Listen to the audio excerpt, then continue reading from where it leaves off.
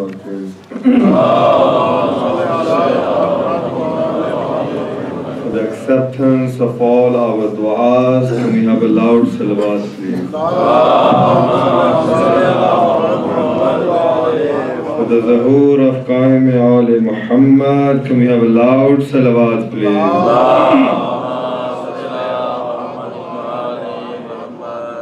A'udhu billahi minash shaitanir rajeem. Bismillah. وَمَا أَرْسَلْنَاكَ إِلَّا رَحْمَةً لِلْعَالَمِينَ أَنِيَ بِالْقَاسِمِ مُحَمَّدٍ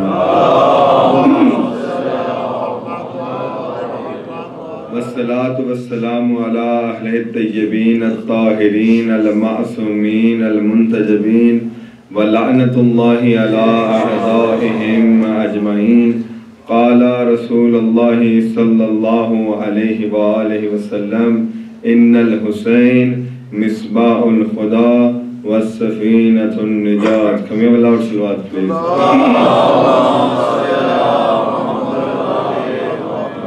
Alhamdulillah, today is our 4th lecture, and we have been discussing how we, the followers of Amir al-Mu'mineen alayhi salatu wasalam,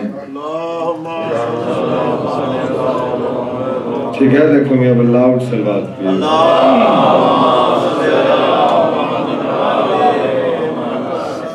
How we, followers of Amir al-Mu'mineen, how we can connect with the Ahlul Bayt alayhi salatu wasalam, and whilst we are connecting with the Ahlul Bayt alayhi salatu wasalam, how we can use Ahlul Bayt alayhi salatu wasalam and connect with Allah Azza wa Jalla. This is the topic that we have been discussing. And we have been discussing that all the followers of Imam Ali alayhi salatu wasalam, no matter what their status is, but if they are under the banner of the vilayat of Amir al-Mu'mineen alayhi salatu wasalam, each single person has certain responsibilities.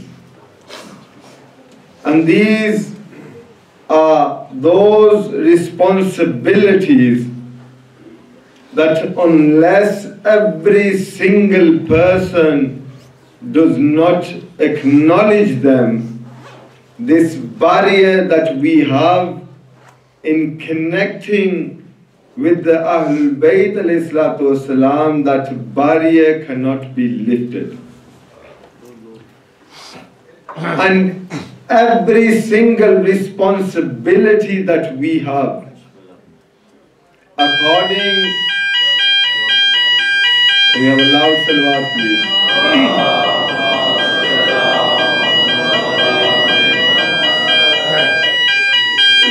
Azmat Fatimah al-Zahra Salamullah alayha, can we have a loud salawat, please?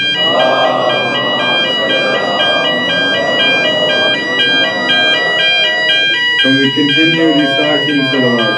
Allahumma salli ala Muhammad wa ali Muhammad. Allahumma salli ala Muhammad. Allahumma salli ala Muhammad wa ali Muhammad. Allahumma salli ala Muhammad. So as I was saying, that every single person has certain responsibilities, and until we do not fulfill those responsibilities, the barrier that we have in connecting with the Ahlul Bayt alayhi salatu wasalam, that barrier cannot be lifted. And every single person under the banner of the vilayat of Amir al-Mu'mineen, his responsibilities can be split into two parts. His responsibilities can be split into two parts. The first part of the responsibility that the person who chooses to believe in Imam Ali alayhi salatu wasalam, that responsibility is a practical responsibility. That means that if we choose to follow in the footsteps of Amir al-Mu'mineen, practically we need to show the people, we need to show those that do not believe in the vilayat of Amir al-Mu'mineen, that practically we are implementing the seerat of Amir al-Mu'mineen in our lives. So when people look at us, instead of asking us, they know that we are the followers of Amir al-Mu'mineen alayhi salatu wasalam. That is the first part of the responsibility that we have. It is the practical side. The other part of the responsibility that we have, that is not a practical responsibility, but it is a spiritual responsibility. So we have a practical side of the responsibility that we have, and then we have a spiritual aspect of the responsibility towards Amir al-Mu'mineen. So how do we fulfill the spiritual side of the responsibility towards our Imam? The spiritual side is this, that no matter what action we do, no matter what deed we decide to do, whether it is reading namaz, whether it is reading the Quran, whether it is doing the azadariye of Imam Hussain alayhi salatu wasalam, whether it is coming to the Majlis of Imam Hussain alayhi salatu wasalam, whether it is doing zanjeer, whether it is doing qamazani, anything that we decide to do in the Furu'ad-Din of Islam needs to be done with the proper and pure intention. Because everything in the religion of Islam is based upon intention. And intention, niyat, is that thing unless the niyat is not pure, the outcome of the deed, of the act that you are trying to do, the outcome of that will not be pure. So first of all, before we even step on the ladder of connecting with the Ahlul Bayt, before we can even think of connecting with Allah Azza wa Jal, the first and foremost, the foundation of our deeds, of our actions is that we need to fix our intention. And intention is such a thing that is not something that you can just say with the tongue. A proper intention is that when you say it with the tongue, you have to confirm it with the heart. Because if your niyat is just said via the tongue, before it reaches your heart, the outcome of your deed, the outcome of your action will change. But if you have a firm niyat, if you have a firm intention in doing something, no matter what happens, you will actually complete that deed because you have confirmed your intention with the heart. Because the Holy Prophet Hazrat Muhammad Mustafa sallallahu alayhi wa sallam says, every single act and every single deed of a person is based upon his intention. And if the person has a pure heart, if the person has a pure soul, if a person has a pure mind, then the outcome of his deed will be better than that person who makes his niyat or makes his intention to show other people. Because whenever we decide to do something, the kids that are sitting here in Majlis Hussain, for you I want to mention that even when you come to the Majlis of Imam Hussain Islam, do not come here because your parents are forcing you to come. Because there is no force in religion. There is no jabr in religion. Come to the Imam Bargah because you want to come to the Imam Bargah. Because this is the first school of thought for our children. And if they actually connect with the place of Imam Hussain, if they actually connect with the Imam Bargah and they actually want to come to the Imam Bargah, then this vilayat of Amir al-Mu'mineen that we preach throughout the world, instead of forcing this vilayat inside them, this vilayat will come into them like a noor. But only if they want. If they open their hearts to the love of Amir al-Mu'mineen, to the love of Imam Hussain ﷺ, then they will understand the meaning of azadari of Imam Hussain ﷺ. Because this azadari of Imam Hussain ﷺ is that action, is that deed, is that act, that if we want to clean our minds, and if we want to clean our hearts, and if we want to clean our souls, then there is no action better than the azadari of Imam Hussain. But we need to explain this to the youth. Because as I mentioned in the lecture yesterday, that there is a difference between culture and religion. And until we do not actually explain this to our youth, until we do not tell our children the difference between religion and culture, then they will not actually implement the religion into their life. I want to clarify to all those people that think that the azadari of Imam Hussain ﷺ is a cultural thing. This is a mistake. Azadari of Imam Hussain ﷺ, crying for Imam Hussain ﷺ, doing zanjeer for Imam Hussain ﷺ, weeping for Imam Hussain ﷺ. This is not a cultural thing, but if we want to see the actual foundation of religion, then we will find the azadari of Imam Hussain ﷺ. Because this is the foundation.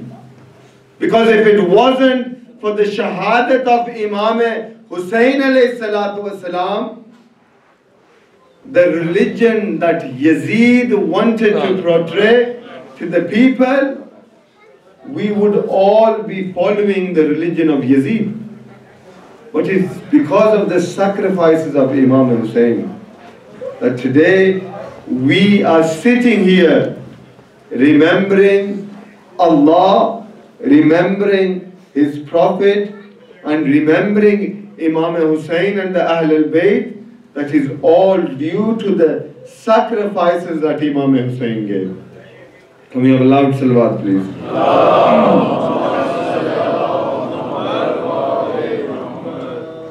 So we need to make the connection with Allah Azza wa Jal via our niyats.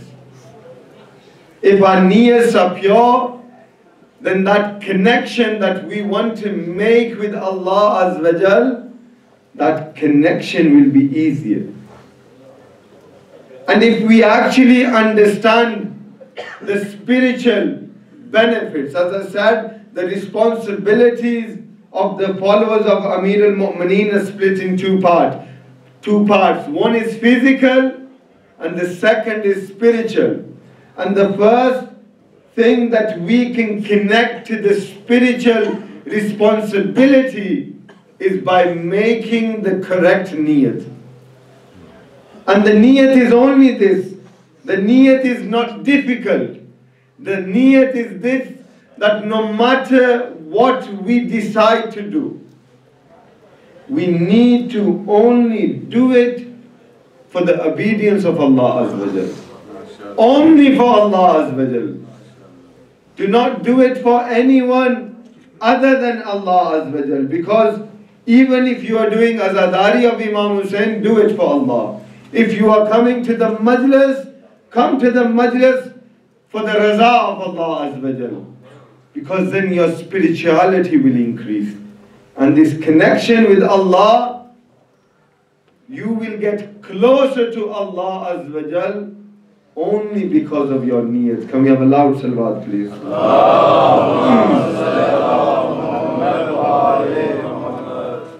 And we find that if our niyat is correct and we want to connect with Allah Azza wa Jal, then we find that Allah Azza wa Jal is merciful. He wants us to connect with Him. Allah is so merciful that today you are sitting here in Bradford. But today, now, if you make the niyat that you want to go for the ziyarat of Imam Hussain alayhi salatu wasalam.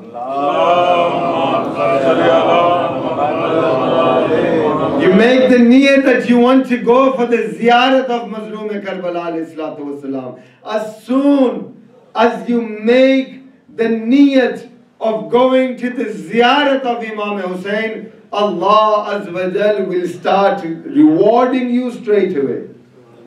This is how merciful Allah is. Whether you go to the ziyarat of Imam Hussain or you don't go, as soon as you've made the niyat, Allah will start rewarding you. But if you make the intention to do something bad, until you do not actually carry out that action, Allah will not punish you. This is how merciful Allah is. And these 10 days and this mimbar of Hussain alayhi salatu wasalam should be used to tell people the belief that we have in Tawheed. Because Tawheed is that foundation in any religion, that if our Tawheed is correct, then our adl will also be correct. And our nabuwat will also be correct. Our imamat will also be correct. And the belief in Qiyamat will also be correct. But it is all based upon the belief of Allah Azza wa Jal. And it is all based upon connecting with Allah Azza wa Jal. So Allah will start rewarding you instantly when you make the niyat of going to the ziyarat of Imam Hussain. And you want to see how merciful Imam Hussain is, that as soon as you make the intention of going to the ziyarat of Mazloom Karbala ﷺ, Hazrat Imam Hussain calls specific angels. And he says to those angels that those people that are sitting in Bradford, they have made the intention to come to my ziyarat. And Imam Hussain sends those angels from Karbala. And until you have the financial gain to go to the ziyarat of Karbala, those two angels stay with you.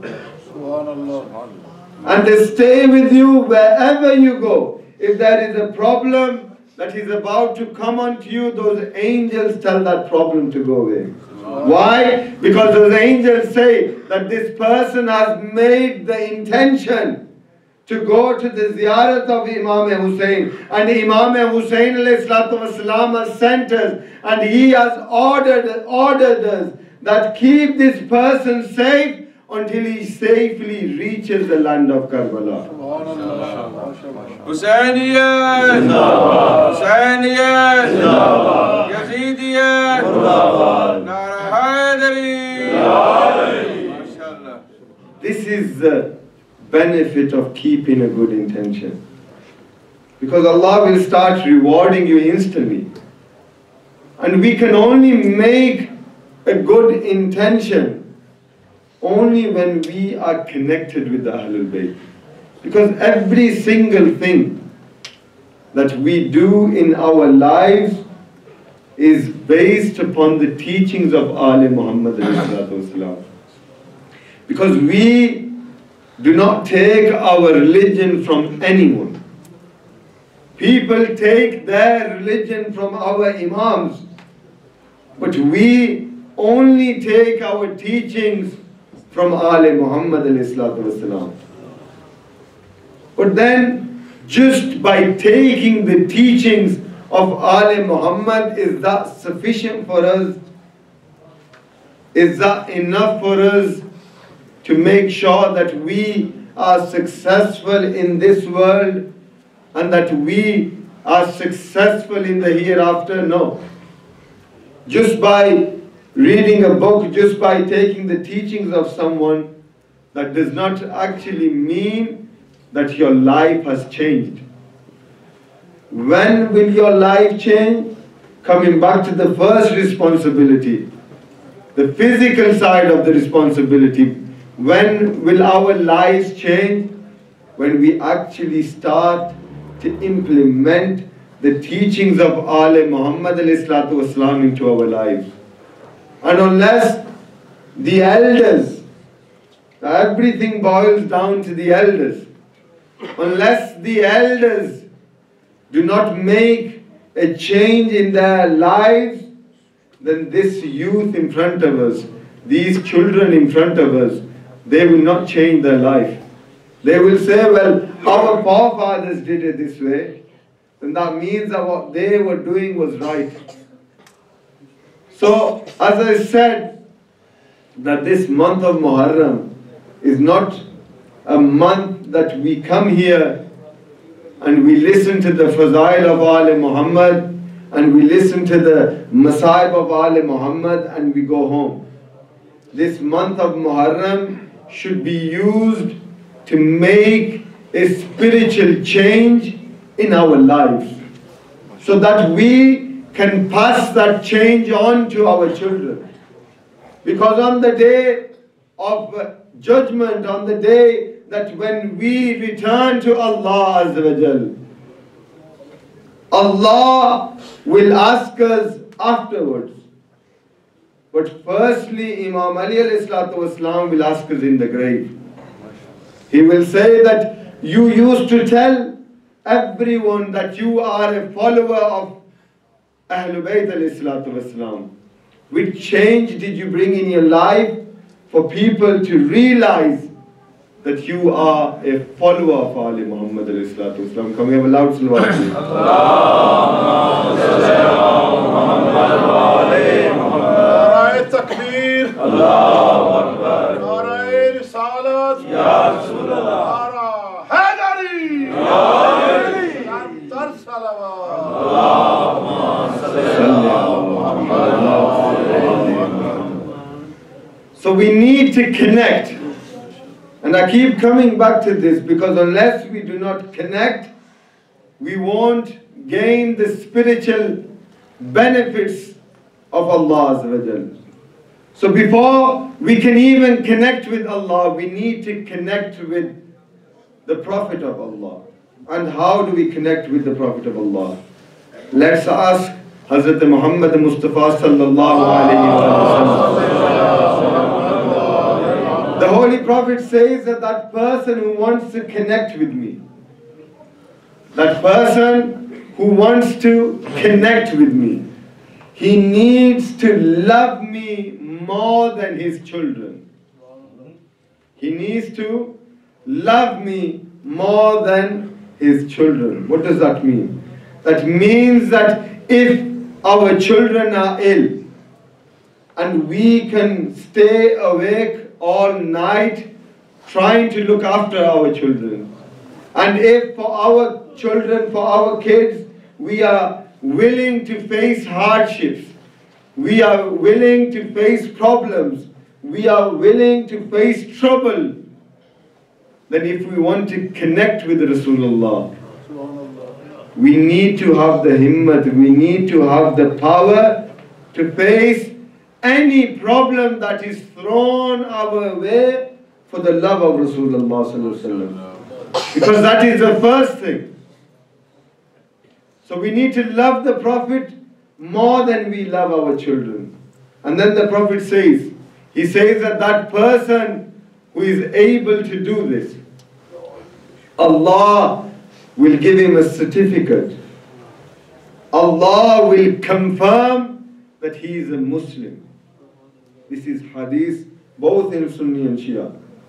So you need to love the Prophet more than your children, and when you can do this, the Prophet of Islam is saying Allah will confirm that he is a Muslim and that he is a proper mu'min and he is actually connected with me and he is connected with Allah Azza wa Jal. That person who loves the Prophet more than his children.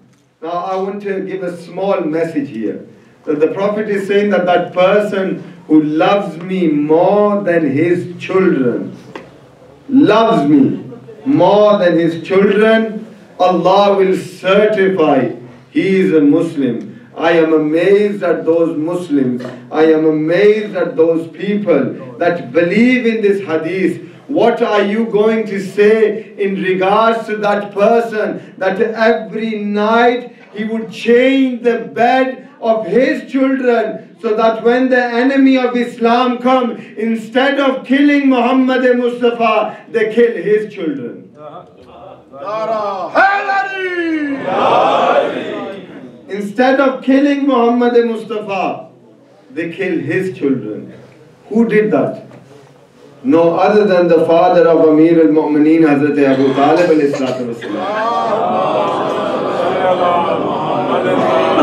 Only Hazrat Abu Talib can have the power, can have the courage, because we cannot even love the Prophet more than our children, because our children are our flesh and blood. But look at the ma'rifat of Hazrat Abu Talib. Look at the connection of Hazrat Abu Talib. Look at the understanding of Hazrat Abu Talib, that instead of just loving Rasulullah, he was willing to sacrifice his children for Rasulullah.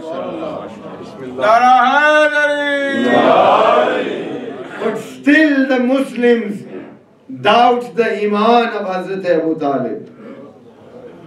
It is not the fault of Amir al-Mu'mineen. It is not the fault of Amir al-Mu'mineen that the people that you have decided to believe in, that their fathers were not Muslims. Is this the fault of Amir al-Mu'mineen? Is this the fault of Hazrat Abu Talib? That if you had decided to believe in those personalities that can actually guide you, and not say on the mimbar of Rasul that if we walk straight, then you walk behind us, and if we go astray, then you put us straight. Because we believe in those Imams, we have a connection with those Imams, we have a spiritual benefit of those Imams that say that we know more about the secrets of the heaven than the secrets of the earth. That is the Imam that we believe in. Only if the Muslims understood the status of the Ahlul Bayt al-Islam, only if the Muslims knew the status of the Ahlul Bayt al-Islam, if they had known the status of the Ahlul Bayt al-Islam, they wouldn't have asked Imam Hussain al-Islam to leave Medina. Only if they knew who Hussain was. But they asked Imam Hussain alayhi salatu wasalam to leave Medina. So Imam Hussain alayhi salatu wasalam decided to leave Medina. For us, it is probably just words saying that Imam Hussain left Medina. But ask Imam Hussain alayhi salatu wasalam how hard it was for Hussain to leave the grave of his mother. Because every single child, no matter how close they are to their father, the love that Allah has given a son for his mother, that love cannot be explained. Just ask Zainab how she left the grave of her mother.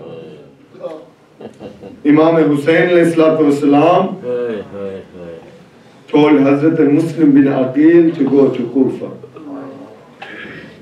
to check that these people who are calling me to Kufa, will they actually stand by my side? Or people that have come here to cry for the musibat of Imam Hussain alayhi salatu wasalam. When Hazrat Muslim arrived in Kufa and when he led the evening prayers, Masjid Kufa was full. And when Hazrat Muslim finished his prayers, there was no one standing behind Hazrat Muslim. Hazrat Muslim was all alone in Kufa. And then a time came upon Hazrat Muslim. This was that household that would give people food.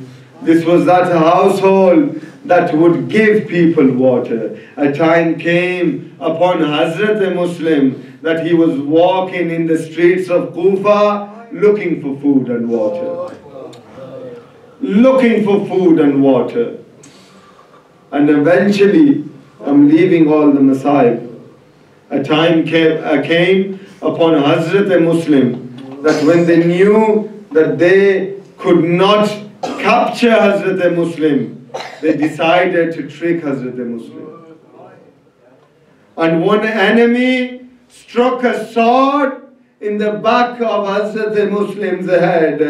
When the sword was struck, Hazrat Muslim fell to the ground.